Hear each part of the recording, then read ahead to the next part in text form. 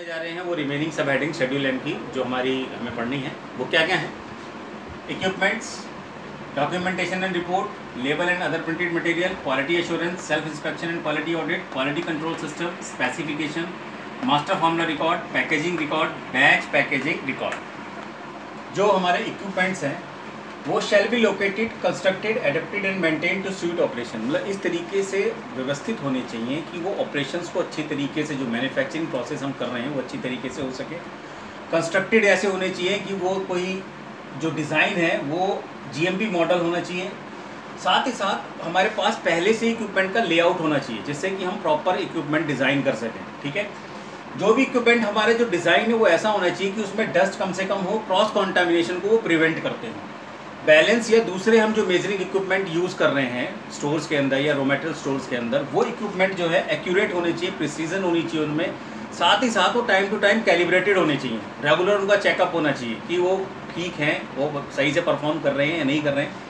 अगर कोई भी पार्ट है इक्विपमेंट के अंदर, अगर वो रिएक्टिव है, ठीक है, वो रिएक्टिव है तो वो बेकार है, वो हम प्रोडक्शन में यूज़ नहीं कर सकते हैं। तो इक्विपमेंट के अंदर वो हमें पार्ट्स यूज़ करने चाहिए जो नॉन रिएक्टिव हो, और ल्यूब्रिकेंट मशीन के अंदर हमें वो यूज़ करने चाहिए जो नॉन टॉक्सिक होने चाहिए, जिससे कि वो प्रोसेस को या हमारे प्रोडक्ट को कॉन्टामिनेट ना करें। साथ ही डिफेक्टिव इक्विपमेंट अगर हमारे प्रोडक्शन में रखा हुआ है तो वो रिमूव होने चाहिए, उसको आप रिमूव कर दीजिए, या फिर लैब के अंदर या कहीं पे भी वो रखा हुआ है तो उसे आप मार्क्ड कीजिए कि अंडर मेंटेनेंस। अब हम डॉक्यूमेंटेशन रिकॉर्ड के बारे में पढ़ते हैं। एसेंशियल पार्ट इसका ये बहुत ही इंपॉर्टेंट पार्ट है। देखो, डॉक्यूमेंटेशन किसी भी प्रोसेस को सही तरीके से आइडेंटिफाई करना, जानने के लिए डॉक्यूमेंटेशन होना बहुत ज़रूरी है। तो डॉक्यूमेंटेशन से क्या क्या सिस्टम होता है, तो क्वालिटी कंट्रोल सिस्टम के लिए बहुत अच्छा है, दूसरे जो हम जीएमपी कर रहे हैं उसके लिए बहुत अच्छा है, गुड मैन्युफैक्चरिंग प्रैक्टिसेस के लिए। और इसका मेन एम ये होता है कि इसमें स्पेसिफिकेशन को डिज़ाइन करता है, मेथड को डिज़ाइन करता है, मैन्युफैक्चरिंग प्रोसेस को डिज़ाइन करता है। डॉक्यूमेंटेशन का जो बेसिक जो स्पेसिफिक पर्पस है वो है कि नेचर ऑफ पर्पस, हम किस पर्पस के लिए बना रहे हैं डॉक्यूमेंटेशन। अगर जीएमपी का मतलब है you have to make documentation for each and every step. इससे क्या होता है कि हम क्वालिटी को कभी भी किसी भी जगह पे कंट्रोल कर सकते हैं। अगर प्रोडक्ट कोई रिकॉल हुआ है, हम ये जान सकते हैं कि कहाँ कौन सी परेशानी हुई है। अगर आपकी कंपनी के अंदर कोई भी डॉक्यूमेंटेशन वर्क इलेक्ट्रॉनिक मीडियम से हो रहा है तो हमें उसका पासवर्ड जनरेट करना चाहिए, और जो भी बंदा उस डॉक्यूमेंटेशन वर्क से रिलेटेड है वो उस पासवर्ड का ही यूज़ करे। तो आजकल कंपनीज़ में ये होता है कि आपके अपने पासवर्ड होते हैं सिस्टम के। दूसरा, डॉक्यूमेंटेशन जो भी आप बना रहे हैं वो साइंड अप्रूव्ड होने चाहिए ऑथराइज पर्सन से कि हाँ, जो आपने डॉक्यूमेंट डिज़ाइन किया है किसी पार्टिकुलर पर्पज़ के लिए वो सही है और सही इन्फॉर्मेशन आपको दे रहा है। अगली हेडिंग है label and other printed materials. Label जो है बहुत इंपॉर्टेंट है किसी भी प्रोडक्ट के लिए। वो किसी प्रोडक्ट की आइडेंटिफिकेशन के लिए बहुत महत्वपूर्ण है, और लेबल से ही हमें उस प्रोडक्ट के बारे में पूरी नॉलेज मिलती है। लेबल से क्रॉस कंटामिनेशन, मिक्सअप भी रोका जाता है। अगर हम लेबलिंग करते हैं किसी भी चीज़ को प्रॉपर तरीके से, जैसे रिजेक्टेड है उसे रेड कलर से हमने लेबलिंग कर दिया, पास है अगर वो टेस्टेड हो चुका है उसे हमने ग्रीन कलर से लेबल कर दिया और बड़े बड़े शब्दों में लिख दिया टेस्टेड, तो इन प्रोसेस चेक के लिए वो बहुत प्रॉपर और सही चीज़ होती है। साथ ही साथ लेबल या पैकेजिंग मटेरियल कोई भी कंपनी के अंदर अगर आ रहा है उसके हमें रिकॉर्ड मेंटेन करने होते हैं, उसके कंट्रोल सैंपल रखने होते हैं, और साथ ही साथ उन्हें टेस्ट करना होता है। तो ये लाइसेंसी की रिस्पॉन्सिबिलिटी है कि वो ये जाने कि कोई भी प्रोडक्ट रिलीज होने से पहले वो बहुत अच्छी तरीके से टेस्टेड होना चाहिए। तो लेबल एंड प्रिंटेड मटेरियल्स में हमें यही जानना है। देखिए, क्वालिटी एश्योरेंस एक बहुत बड़ा कॉन्सेप्ट है।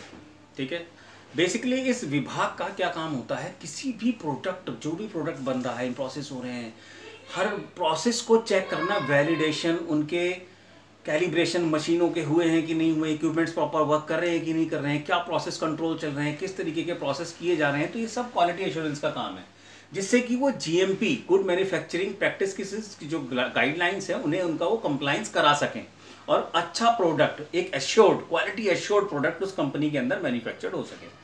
Self inspection and quality audit, ये एक क्वालिटी मैनेजमेंट सिस्टम का भाग है। सेल्फ इंस्पेक्शन में हम ये कोशिश करते हैं, हमारा ये काम रहता है कि जीएमपी का जो हम प्रोसेस फॉलो कर रहे हैं, जीएमपी के जो हम प्रोसेस गाइडलाइंस को फॉलो कर रहे हैं, वो कंप्लाइंस हो रही है या नहीं हो रही है।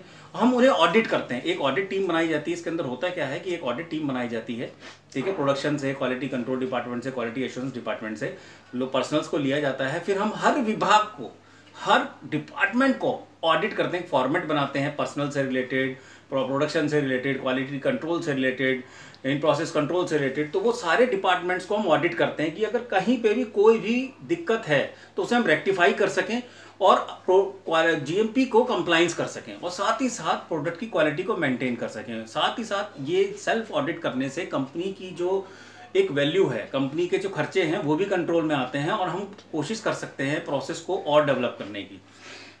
अगली हेडिंग है quality control system. Quality control system QC department यानी कि एनालिटिकल, आपका लैब डिपार्टमेंट, ये तीनों सेक्शंस इसके अलग होने चाहिए, केमिकल, माइक्रोबायोलॉजिकल और इंस्ट्रूमेंटल। साथ ही साथ इनके पास रिकॉर्ड होना चाहिए हर मशीनरी के कैलिब्रेशन होने का, कि वो कैलिब्रेटेड है या नहीं, कौन सी मशीनरी वर्क कर रही है या नहीं कर रही, उनकी लॉ बुक्स उनके पास होनी चाहिए। हर जगह पर इन प्रोसेस की एसओपी लगी होनी चाहिए कि आप कौन सा प्रोसेस कर रहे हैं, स्पेसिफिकेशंस के रिकॉर्ड इनके पास होने चाहिए। तो ये क्वालिटी कंट्रोल का भी बहुत बड़ा रोल होता है, क्योंकि पूरा प्रोडक्ट शुरू से लेके जब रॉ मटेरियल आता है और रॉ मटेरियल जाता है, तो इस क्वालिटी कंट्रोल सिस्टम का बहुत बड़ा रोल है एक अच्छे प्रोडक्ट को डेवलप, क्वालिटी प्रोडक्ट को डेवलप कर रहे हैं।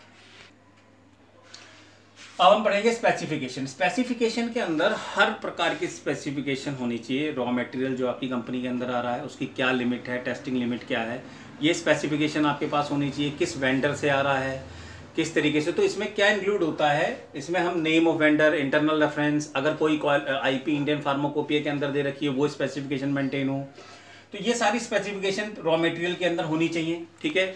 Packaging material, in process material, finish good के अंदर, जैसे आप कोई फिनिश गुड आपने बनाया तो उसकी स्पेसिफिकेशन, क्या बैच नंबर है, किस बैच का है, कितना उसका साइज़ था, बैच साइज़ क्या है, ठीक है, क्या इसकी मैन्युफैक्चरिंग डेट है, क्या इसकी एक्सपायरी डेट है, कब ये स्टोर के अंदर आया, ये सारी स्पेसिफिकेशन हमें मेंटेन करनी होती है। फिर है master formula record. Master formula record एक वो रिकॉर्ड होता है जिसके अंतर्गत, जिसके अकॉर्डिंग हम अपनी फॉर्मुलेशन डिज़ाइन करते हैं। किसी भी कंपनी में सबसे पहले मास्टर फार्मूला ही किसी फॉर्मुलेशन का बनाया जाता है, उसी के तहत हम बीपीआर डिज़ाइन करते हैं। बैच मैन्युफैक्चरिंग प्रोसेस जो रिकॉर्ड होता है उसे हम डिज़ाइन करते हैं। तो मास्टर फार्मूला के अंदर डोसेज फॉर्म होती है, उसका प्रोप्राइटरी नेम होता है, उसकी कंपोजिशन लिखी हुई होती है, पेमेंट शीट होती है, प्रोसेस चेक्स होते हैं कि आपने कौन कौन सी मशीन यूज़ करी, उनकी कहाँ कहाँ क्या लोकेशन है, किस किस तरीके की मशीन आप यूज़ कर रहे हैं, उसका पूरा प्रोसेस का फ्लो चार्ट होता है कि किस तरीके से वो प्रोसेस होगा, और उसके अंदर किस तरीके की आप पैकिंग यूज़ करोगे, पैकिंग की रिकन्सिलेशन कैसे होगी, क्या साइज, पैकिंग साइज आपको लगेगा, तो वो सारी चीज़ें इस मास्टर फार्मूला रिकॉर्ड में होती हैं। Packaging record. Packaging record basically name of the product, कौन सा आप बैच पैक करने जा रहे हैं उसका क्या नाम है, उस पर लेबलिंग क्या है, डिस्क्रिप्शन क्या है डोसेज फॉर्म की, पैक साइज क्या है, बैच नंबर और एक्सपायरी डेट कहाँ अप्लाइड करोगे आप उस पैकेजिंग रिकॉर्ड पे। प्लस हर पैकेजिंग रिकॉर्ड होने के बाद, पैकेजिंग होने के बाद रिकन्सिलेशन होना पैकेजिंग मटेरियल का बहुत जरूरी है कि कितना आपके पास बचा, कितना वेस्ट हुआ, कितना लगा, तो उसको हम बोलते हैं रिकन्सिलेशन। रिकन्सिलेशन होना बहुत जरूरी है।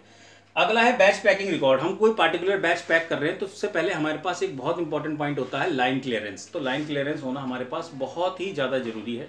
अगर हम लाइन क्लियरेंस ले लेते हैं उसके बाद ही वो क्वालिटी एश्योरेंस डिपार्टमेंट देता है, उसके बाद ही हम बैच पैकिंग रिकॉर्ड शुरू करते हैं, अगले बैच को पैकिंग करना शुरू करते हैं।